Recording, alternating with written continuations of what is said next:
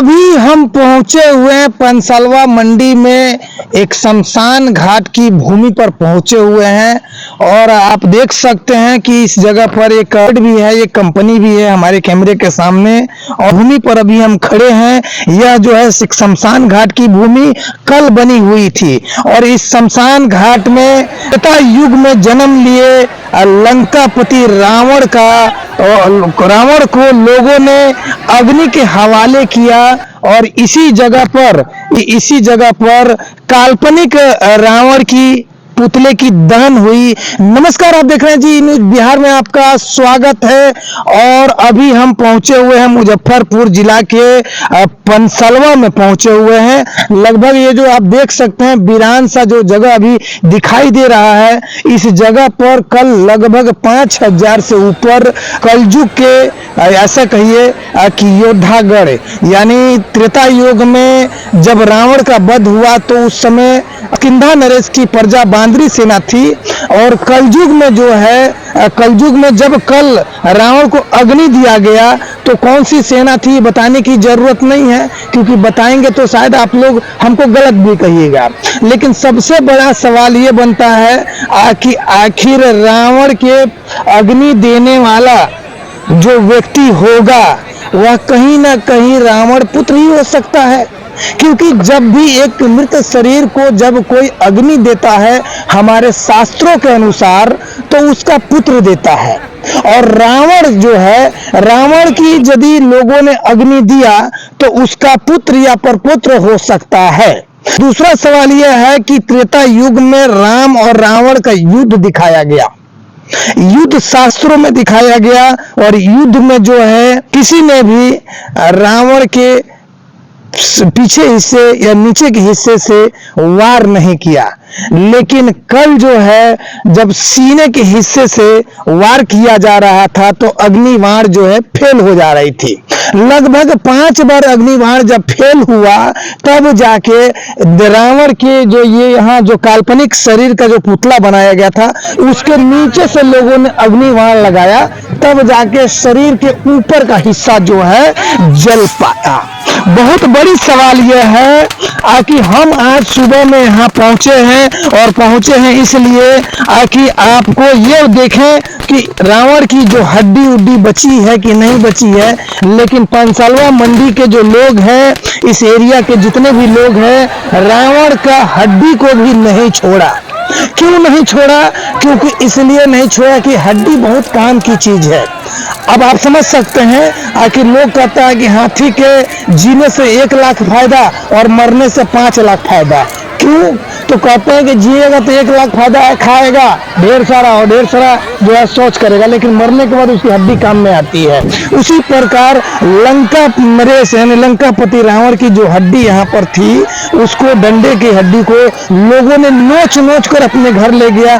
कई लोगों से जब हमने पूछा कि हड्डी का आप क्या करेंगे, तो बोले बहुत शुभ होता है।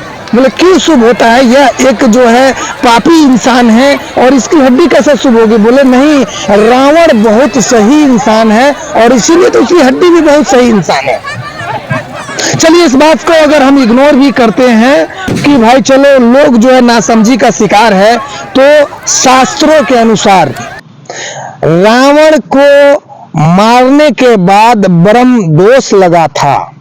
और इसीलिए रावण की पुतला दहन की जो प्रक्रिया है उसको पूजन पाठन करने के बाद उनको जलाना है, क्योंकि ब्रह्म दोष लगता है। और शास्त्र में ब्राह्मण को मारना बहुत बड़ा अपराध है। और रावण एक ब्राह्मण पुत्र था और जिसके कारण विजयदशमी के दिन उनका वध हुआ।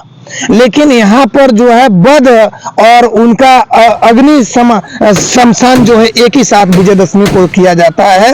और ये रिवाज कितना सही है, इसके साथ हम लोगों को बताएंगे कि बगल में आप देख सकते हैं हमारे कि ये जो शमशान घाट की भूमि पर एक और जो है काल्पनिक शव जला हुआ है। आप देख सकते हैं कि यहाँ पर एक जो ये आप देख रहे हैं, इसी जो जगह पर आप देख सकते हैं, यहाँ पर मेघनाथ का जो है शरीर को जलाया गया, यानी काल्पनिक मेघनाथ के शरीर को लोगों ने जलाया और उनका पैर, ये जो दो पैर है मेघनाथ का, इसको लोगों ने छोड़ दिया।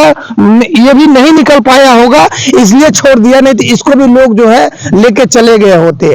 अब कुंभकर्ण का जो है कहीं भी पुतला नहीं बनाया गया है, लेकिन भारत देश के अंदर में रावण, मेघनाथ और कुंभकर्ण के पुतले को लोग जो है जलाते हैं। और जलाते इसलिए हैं क्योंकि यह तीनों जो है पापी थे, ये लोग कहते हैं।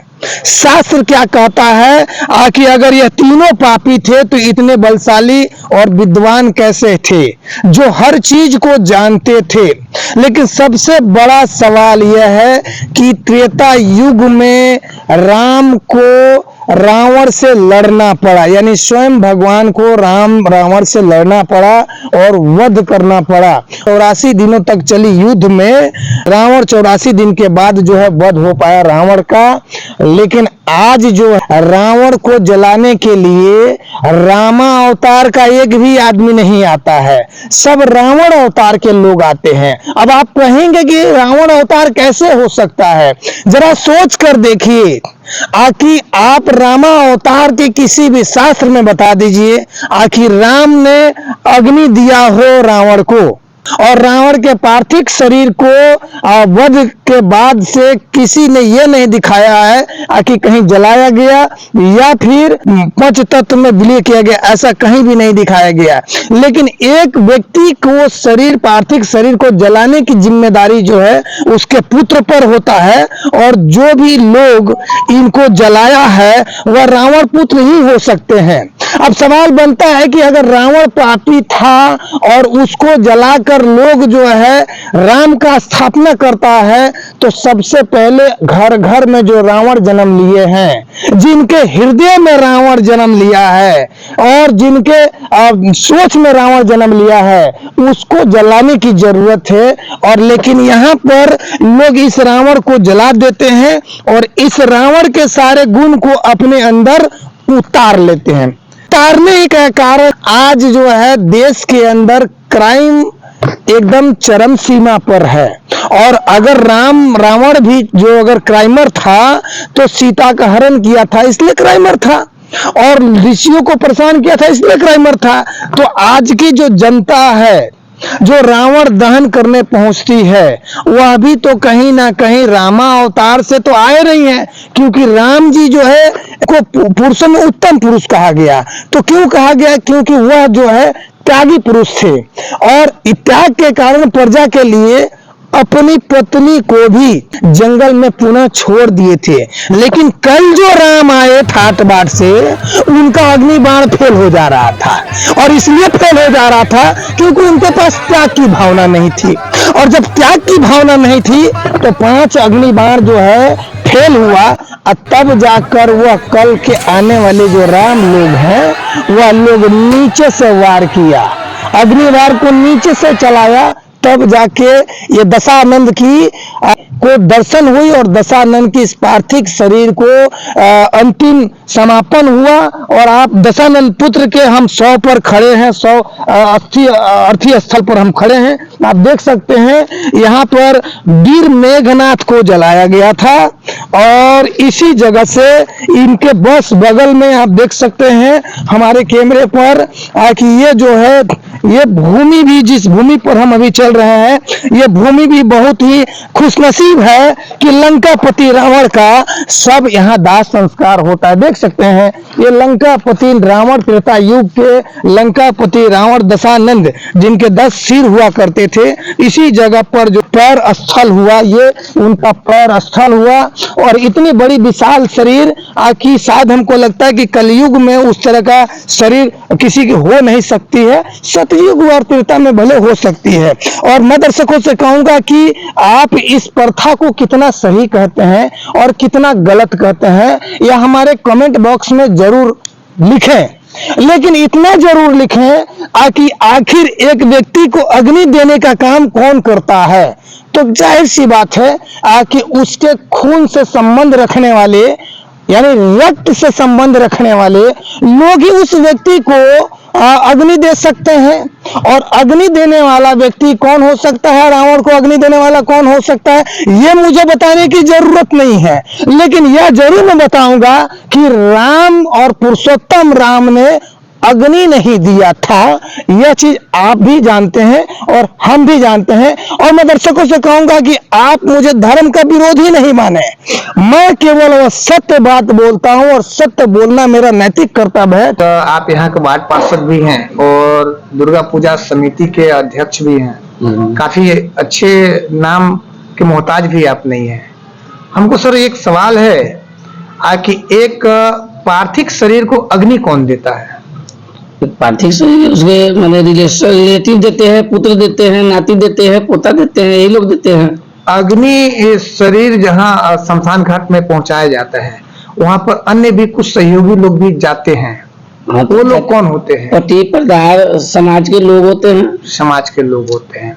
आखिर त्रेता युग से लेकर अब तक ये जो प्रथा चली आ रही है, ये कितनी सही है और ये कितना गलत है, इस पर अपने विचार को जरूर कमेंट बॉक्स में कमेंट करें और खबर को अधिक से अधिक शेयर करें। और अच्छा लगे तो लाइक भी करें और चैनल को सब्सक्राइब भी करें। ग्राउंड रिपोर्टिंग पर जी न्यूज बिहार, धर्मचंद यादव।